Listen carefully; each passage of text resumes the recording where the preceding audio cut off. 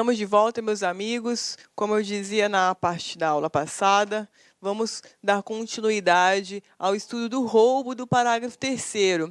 Desta feita, né, já cuidando do roubo qualificado. Então, veja, portanto, na aula passada, na parte passada, nós vimos as majorantes, inclusive as alterações introduzidas pela nova lei. E veja que aqui no parágrafo 3º, o que aconteceu?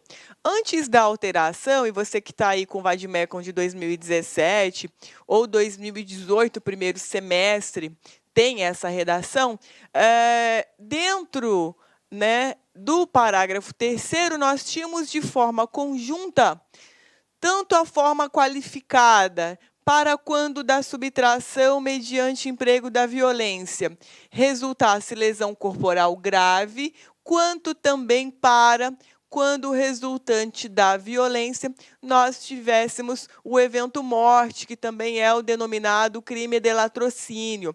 E aí, o que aconteceu com a lei nova? Ela, na verdade, fragmentou esse parágrafo 3º. Então, o que antigamente, era aglutinado, agora ele foi segregado, separado em dois incisos.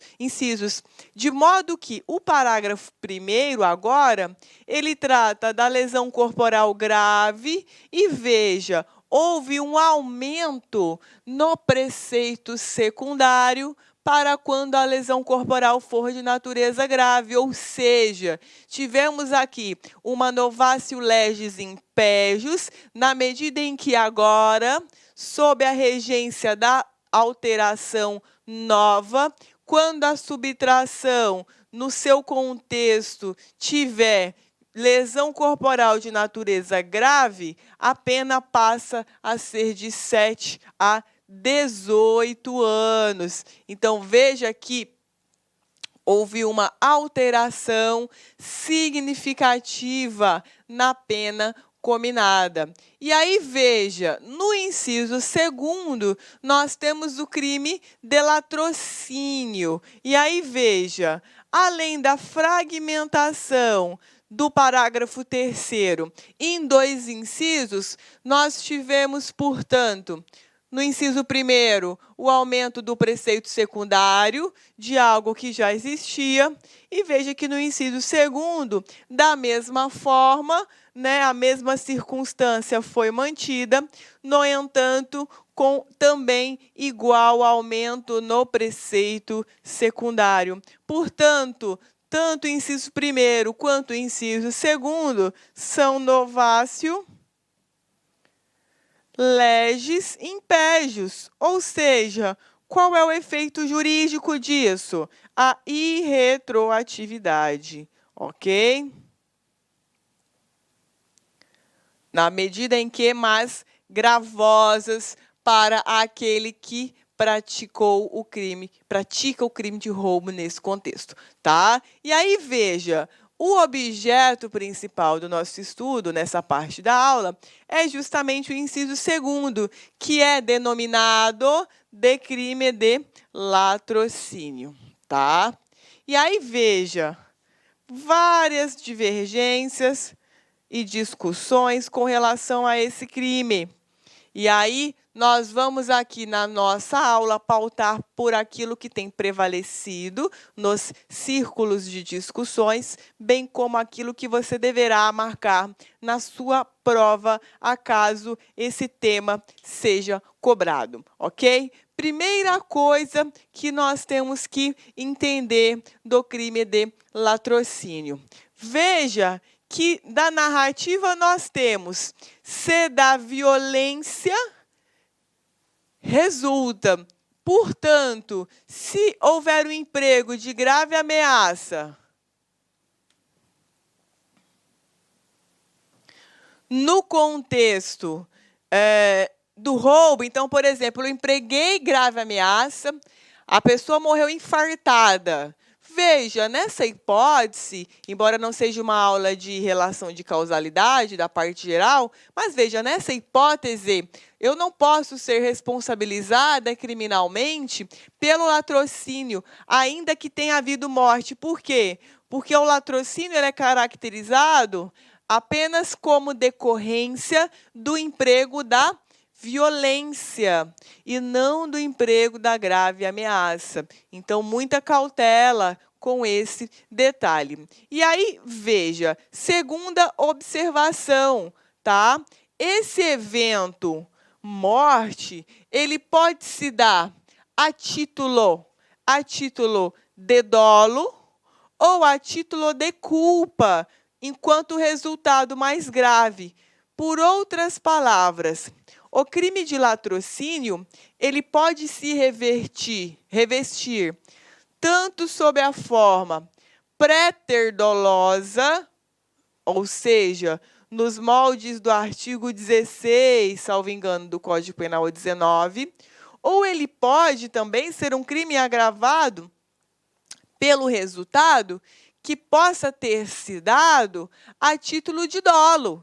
Então, veja que nós não podemos dizer que todo crime de latrocínio é um crime pré-ter-doloso. Tá? Eu posso ter um crime de latrocínio pré-ter-doloso, como também eu posso ter o crime de latrocínio qualificado pelo resultado mais grave, originado a título de dolo.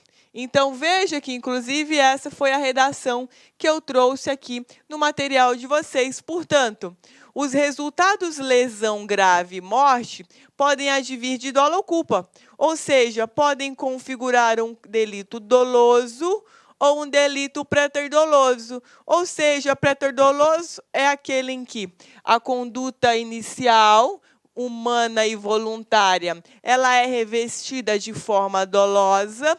No entanto, a título de culpa, você tem uma decorrência de um resultado mais grave. E, em razão desse resultado mais grave, a pena ela é agravada, ok? E aí, veja, com relação ao latrocínio, o crime será hediondo.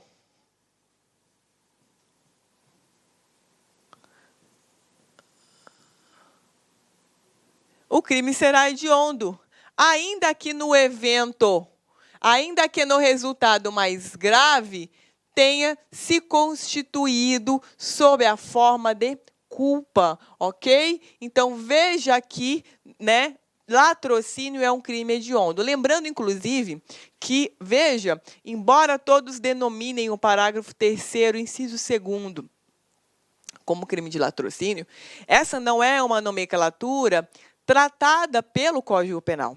Na verdade, o latrocínio é uma nomenclatura que foi trazida pela Lei dos Crimes Hediondos. Tá? Por isso, nós os chamamos de latrocínio. Lá na Lei dos Crimes Hediondos, nós não temos a alusão apenas do 157, parágrafo 3º.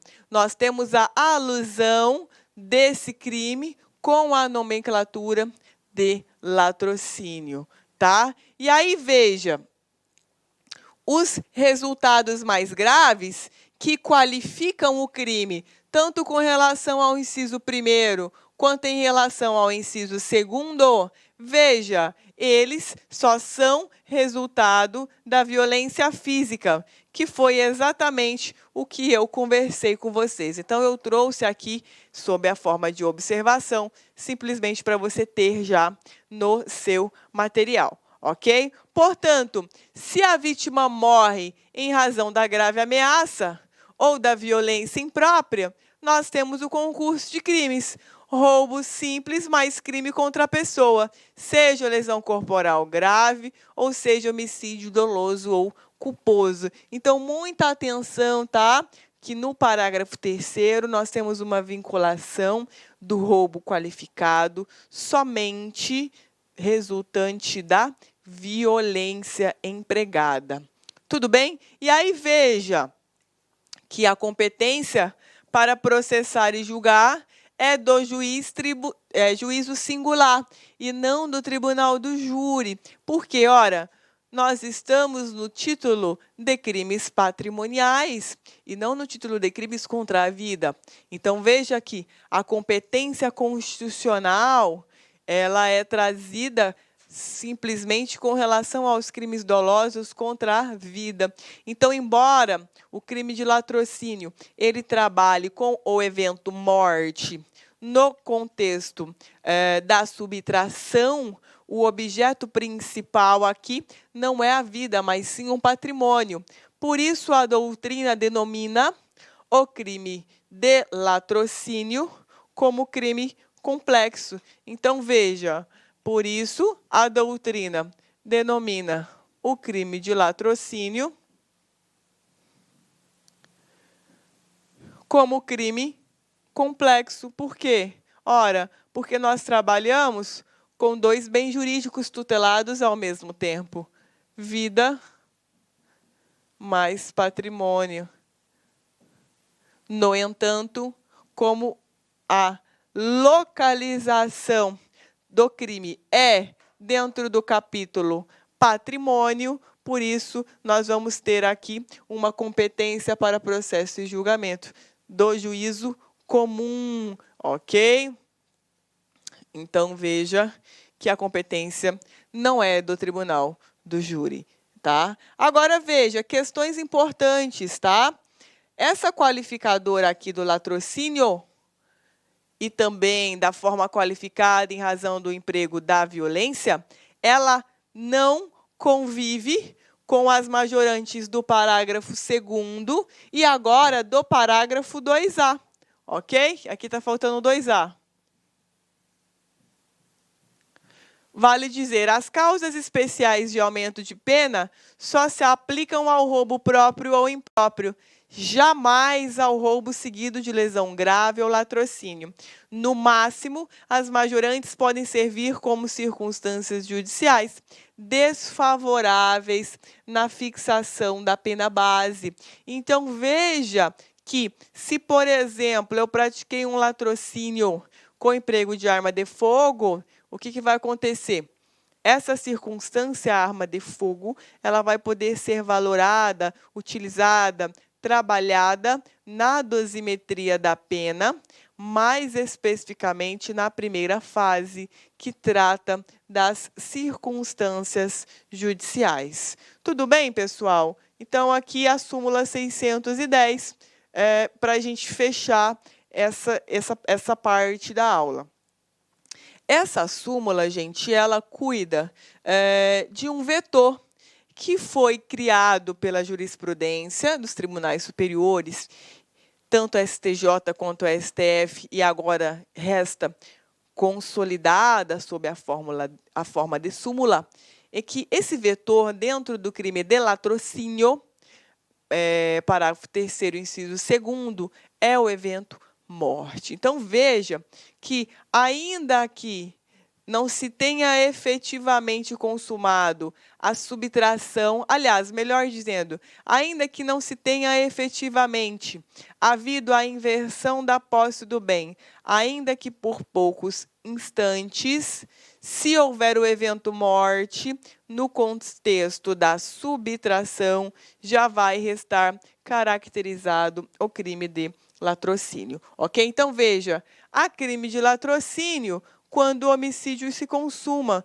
ainda que não realize o agente a subtração dos bens da vítima, ou seja, ainda que não tenha havido a efetiva inversão da posse, de acordo com a nova teoria que foi adotada, que é a teoria Amótio, ok? E aí, veja que eu trouxe aqui para vocês esse informativo de jurisprudência extremamente importante. Então, portanto, aqui está meio ruim, mas o seu material está bem legível, tá? Latrocínio é o crime de roubo qualificado pelo resultado, em que o dolo inicial é o de subtrair coisa, sendo que as lesões corporais ou mortes são decorrentes da violência empregada. Embora haja divergência, prevalece no STJ que, se a gente consegue subtrair o bem da vítima, mas não consegue matá-la, temos tentativa de latrocínio, desde que fique comprovado que havia dolo de subtrair e dolo de matar. Por essa razão, a jurisprudência pacificou-se no sentido de que o crime de latrocínio tentado se caracteriza independentemente da natureza das lesões sofridas pela vítima, bastando que o agente, no decorrer do roubo, tenha agido com desígnio de matá-la. Assim, como a gravidade das lesões experimentadas pela vítima não influencia para a caracterização da tentativa de latrocínio, pouco importa que o laudo pericial que atestou as lesões tenha irregularidades. Então, veja que o nosso vetor aqui é justamente a questão do evento morte. Tá? E aí, só para reprisar, a jurisprudência pacificou-se no sentido de que o crime de latrocínio se caracteriza independente da natureza das lesões, bastando que o agente, no decorrer do roubo, tenha agido com desígnio de matá-la. Então, veja aqui, o nosso vetor, seja para o latrocínio consumado, seja para o latrocínio tentado, é a lesão corporal. Então, portanto, suponhamos que eu adentrei na casa da vítima, né? Efetuei um disparo na vítima que a baleou, ela não morreu, mas eu subtraí um televisor. Veja, tentativa de latrocínio. Por quê? Porque, nesse caso, restou demonstrado que eu tinha ali o dolo de matá-la no contexto da subtração, só que, como eu não consegui, é tentativa de latrocínio. Agora, é diferente, por exemplo, se eu adentro na casa da vítima, dou um soco nela, pratico nela uma lesão corporal grave e suponhamos que eu fechei ela no quarto. Então, veja, pelo meio de execução, você não extrai que eu tinha algum dolo de matar ou ao menos um dolo eventual de matá-la no contexto da subtração. Portanto, nesse caso, como eu pratiquei uma lesão corporal grave e restou ali inequívoco que eu não pretendia matá-la em nenhuma hipótese, no contexto da subtração, nesse caso, eu respondo pela forma qualificada do parágrafo 3º, inciso 2º. Então, veja aqui, se na dinâmica delitiva se ficou demonstrado, de qualquer forma, dolo, ainda que eventual, de morte, veja que esse passará a ser o vetor se latrocínio tentado ou se latrocínio consumado. Então, veja aqui que nós temos, portanto, esse posicionamento dos tribunais. Então, veja, nós sabemos, portanto, que a subtração mais a morte caracteriza o crime de latrocínio. Portanto, se eu subtrair, mas se eu não matei, não consegui matar, se a morte foi tentada, eu tenho um latrocínio tentado. Deixa eu melhorar aqui, subtração consumada. Se eu tenho subtração consumada mais morte consumada, eu tenho latrocínio consumado. Se eu tenho subtração tentada mais morte consumada, eu tenho latrocínio consumado. Se eu tenho subtração tentada mais morte tentada, latrocínio tentado.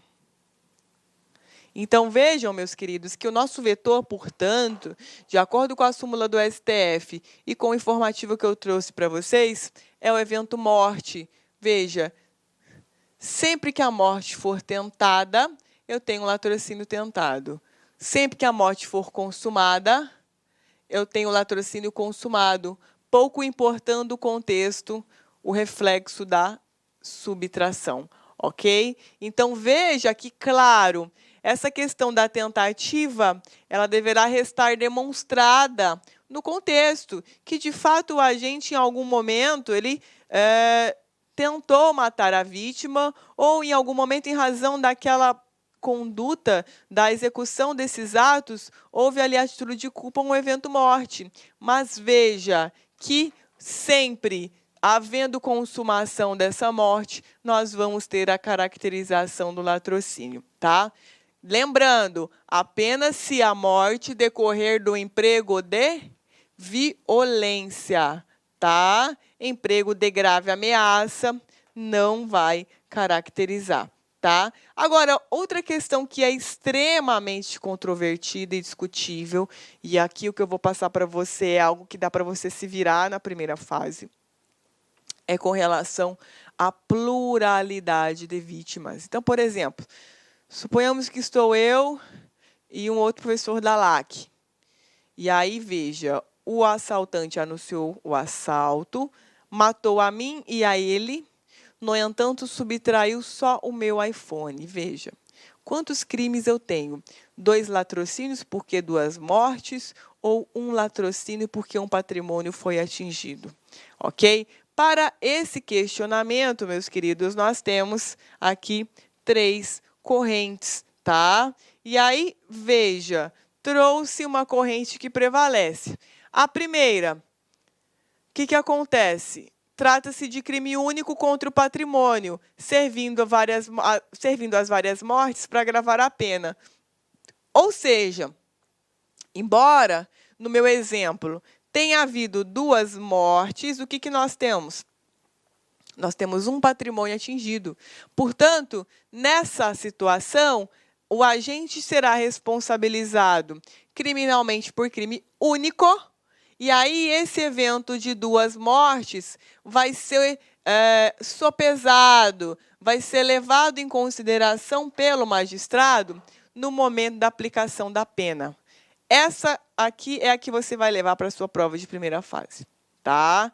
Tem uma segunda corrente que diz que haverá continuidade delitiva, em que aí, no momento da dosimetria, o magistrado ele vai aplicar as disposições do artigo 71 do Código Penal, que não prevalece, e temos a terceira corrente, que diz que haverá um concurso formal de crimes, que também não é a corrente que prevalece, ok? Veja, de onde que nós tiramos que a primeira corrente ela é majoritária, né? Associado, portanto, ao posicionamento desses 2 autores, nós temos essa jurisprudência que eu trouxe para vocês. Então, portanto, se o agente deseja subtrair patrimônio único e causa pluralidade de mortes, haverá um só crime de latrocínio.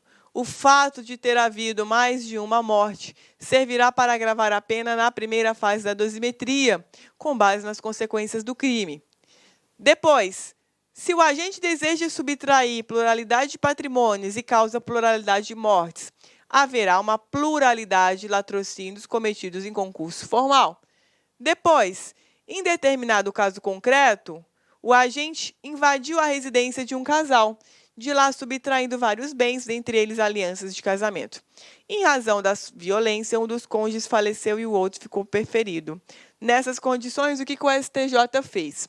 Ele considerou que houve subtração de mais um patrimônio, já que foram levados bens personalíssimos.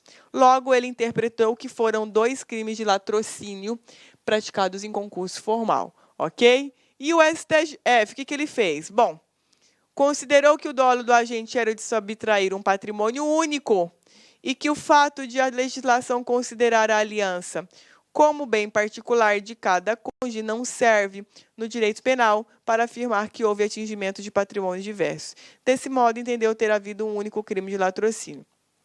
Veja, esses 2 posicionamentos que eu trouxe para vocês não são posicionamentos que predominam nos tribunais, mas são posicionamentos recentes. Então, você vai ter que levar isso com muito cuidado na sua prova. Esse segundo posicionamento do STF, o que ele entendeu? Bom, o crime é título contra o patrimônio, né? Então, o crime está inserido no título dos crimes contra o patrimônio. Então, o patrimônio ele deve ser interpretado como uma universalidade. Então, ainda que fossem 2 alianças, é um patrimônio único daquele casal, de modo que houve um crime só de latrocínio, tá? E aí, essa morte que sobrou, né, a mais, o juiz ele viria aplicar isso nas circunstâncias judiciais. Agora, de acordo com o STJ, não.